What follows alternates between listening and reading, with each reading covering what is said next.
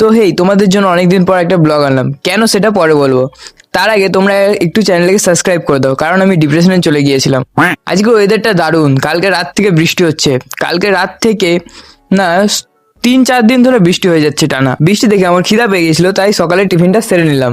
তোমরা খাওয়া তো সবাই তাড়াতাড়ি চলে আসো। তারপর আমি বসে ফোন দেখছিলাম, তখন মা আনারস কেটে দিয়ে গেল। আনারসগুলো হেভি খেতে, অনেক মিষ্টি আছে। তারপরে চলে আসি স্নান করে। বৃষ্টির দিনে তো স্নান করতে ইচ্ছে করে না, কিন্তু করতে হবে, না হলে ঘর থেকে তো বার করে দিবে। ও হ্যাঁ, তোমাদেরকে তো বলাই হয়নি এতদিন কেন ভিডিও আসেনি। ব্যাপারটা হচ্ছে যে তোমরা কেউ সাপোর্ট করছো না বলে আমি একটু ডিপ্রেশনে ঘুরতে গিয়েছিলাম, তাই বলছি তোমরা একটু সাবস্ক্রাইব করো। তারপরে এসে গেলাম খেতে।